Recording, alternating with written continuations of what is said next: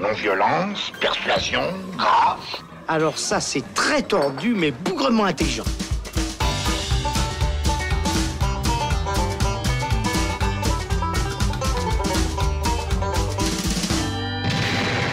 Bonjour ou bonsoir à tous, c'est Robin, bienvenue dans le Shot, c'est la version courte du Saloon où il sera question aujourd'hui d'un film mexicano-colombien, Les Oiseaux de Passage, et ça nous fait très plaisir d'en parler avec vous aujourd'hui puisque c'était un de nos coups de cœur du dernier festival du film de Locarno. Ça tombe bien, il sort sur nos écrans le 10 avril en France et le 17 avril en Suisse.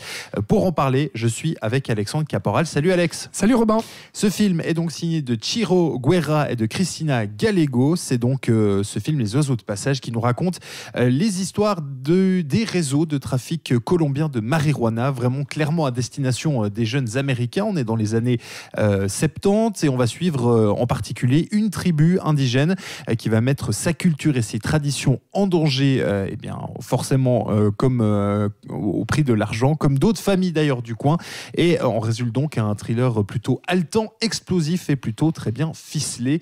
En tout cas pour ma part, c'est ce que je pense de ce film, Alex. C'est magnifiquement résumé, Robin. Franchement, quelle tension. Je trouve ce film assez magistral, justement, dans cette gestion-là de la tension. C'est un film qui est très lent, qui est très calme. Il y a des plans magnifiques, des plans larges dans ce désert colombien des années 70. Et puis, tout ce que ça raconte aussi sur cette famille qui va petit à petit essayer de se faire de l'argent avec le trafic de drogue, te montre en fait à quel point, au tout début, tout paraît très simple, très bénin finalement, de faire ça. On va suivre Raph et puis son ami qui vont aller justement servir les Américains en weed, en herbe, et puis petit à petit se mettre à faire du deal tout simplement, sauf qu'à la base, voilà, c'est un peu des gars qui viennent de nulle part. L'un va se mettre à flamber son argent, à commencer à s'habiller de manière un peu extravagante, et puis va commencer à inquiéter en fait cette tribu indigène dont tu parles, la tribu Wayuu, tout simplement parce que la tribu va se dire mais qu'est-ce qu'il commence à faire lui, il se prend pour le roi du monde, il croit que la drogue ça va tout lui amener, etc., alors que ça va nous amener que des emmerdes. Et ça, Rafa, qui est un peu le chef du clan, enfin le fils qui a été désigné prochain chef de cette tribu-là, lui va sentir en fait à quel point il va être partagé entre oui, cet appât du gain, mais quelque part cet attachement à sa famille, ce respect des traditions. Et tout le film en fait va te montrer l'importance de ces traditions à travers notamment des rites presque vaudous, presque tribaux, et il y a toute une mise en scène autour de ça, avec une musique lancinante qui va se répéter tout au long et qui va presque te faire ressentir quelque chose de physique en fait dans le film, de par sa mise en scène. Tu vas sentir vraiment la progression petit à petit pour mener vers les gros problèmes. Les problèmes, c'est la trahison, l'affrontement des clans qu'on connaît déjà dans les séries Narcos, La Casa de Papel, Escobar, etc. J'ai envie de dire, si vous aimez ce genre de séries sur les narcotrafiquants d'Amérique du Sud, foncez, mais oubliez vos séries, parce que franchement, ce film, il va vous en mettre plein la gueule. C'est d'une beauté aussi esthétique. C'est magnifique. Ouais, il y a des plans larges incroyables. Il y a aussi toute une tenue du film qui passe par le hors-champ aussi, parce que la plupart des tueries arrivent aussi en hors-champ, toute l'action, et puis on va vraiment, ce film a le sens aussi du détail, va nous mener vers un feu, va nous mener vers un accessoire d'un personnage pour nous exprimer quelque chose, pour nous faire ressentir ce qui se passe derrière la caméra finalement. Et les tueries sont également assez sanglantes par moments, assez radicales. Il y a une mise en scène qui est très sèche, qui arrive au moment où tu t'y attends pas. Et puis tu sens aussi toute cette rivalité de ces deux clans où ça part d'un problème d'argent, de drogue. Et finalement, ça va passer au meurtre, aux rivalités entre familles. Aux rivalités entre familles, voilà, exactement. Et à la revanche, petit à petit, du fait, bon, bah, tu as attaqué ma famille, tu as brisé ma famille en deux, les répercussions vont être énormes. Et en fait, tu sens à quel point ces familles-là, elles déconnent pas, quoi.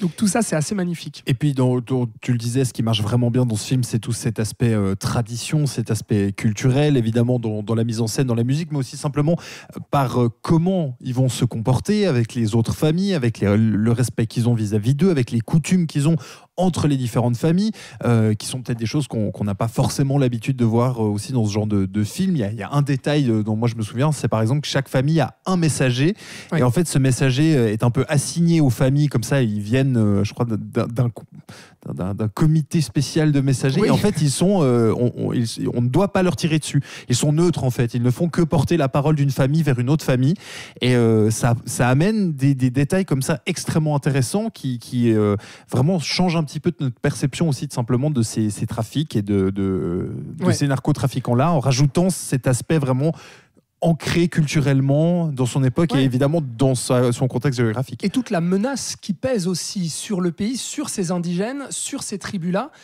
qui fait que finalement, c'est là aussi où je trouve le film très intéressant, c'est que politiquement, il a aussi quelque chose à dire sur ce contexte des années 70 avec les Américains, comme on l'a dit, qui viennent là profiter de la Colombie et des jolies plages pour fumer des joints, faire des feux de camp et puis s'amuser. Et finalement, ces répercussions là, à la base avec des touristes qui viennent juste s'amuser, vont avoir des répercussions sur le pays et sur la manière dont ces gens vivent, qui vont se mettre au trafic de drogue.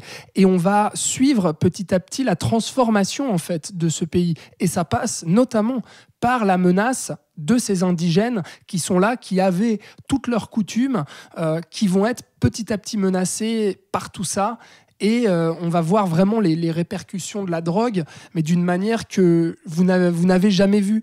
Parce qu'on va tellement ressentir l'importance aussi de la spiritualité dans ces deux tribus, l'importance de la famille, l'importance du clan, et tout ça qui va vraiment tomber. Et qui marche très très bien. Les relations familiales sont vraiment...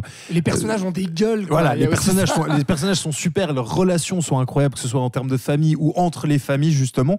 Donc on voit aussi le plus loin que simplement les trafiquants. On a ces histoires de famille que voilà, la famille qu'on suit, il y a la mère de famille qui est un peu autoritaire, etc. Mais on va les suivre et voir un petit peu comment on règle ces conflits, comment on gère aussi un clan dans ce cas-là, et ça nous implique aussi personnellement finalement dans cette histoire. Complètement, on se sent totalement impliqué par ça, parce que justement ça nous touche déjà du point de vue de la famille, de la culture, de la tradition, et aussi physiquement, comme je l'ai dit, il y a quelque chose de tribal dans ce film, qui commence vraiment à nous prendre aux tripes, et comme je disais, le film est très lent, et en fait il vous attaque d'un seul coup par derrière, et c'est exactement en fait ce que vivent les personnages. C'est que tu penses être tiré d'affaire, tu penses que le calme du désert va te foutre la paix, mais en fait pas du tout. Ça arrive à un moment, et d'une radicalité. Moi je me souviens d'une violence ultra sèche, ultra crue, mais aussi tellement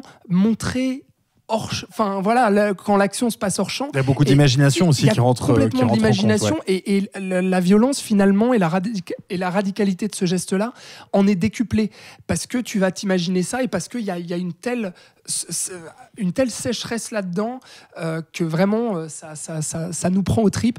Donc pour moi, ce film-là qui est... donc le film de Chiro Guerra et son ex-femme Cristina Gallego. Chiro Guerra, on le connaît, on peut juste le mentionner par son film L'étreinte du serpent et l'Abrazo della Serpiente, qui avait aussi fait parler de lui. Et puis qui était à la quinzaine des réalisateurs, comme d'ailleurs ce film-là. Exactement, qui a été très remarqué à la fois à Cannes et à la fois à Locarno. Moi, j'ai qu'une chose à dire, c'est foncer, quoi. Ça fait plaisir vraiment de voir un film comme ça et qui parle autant aux tripes, et puis qui est aussi tellement ancré dans son pays, dans sa culture, qui est réalisé, un film colombien et mexicain. Combien on en voit dans l'année ? Pas beaucoup. Donc éteignez Netflix avec vos séries justement sur les narcotrafiquants, et vous allez voir ça en salle, et puis vous allez vous prendre votre claque. Les oiseaux de passage, donc de Chiro Guerra et Cristina Gallego, c'est le coup de cœur de la semaine d'Alexandre Caporal. Merci. Merci à toi, Robin. Et donc vous savez ce qu'il vous reste à faire, c'est d'aller le voir en salle.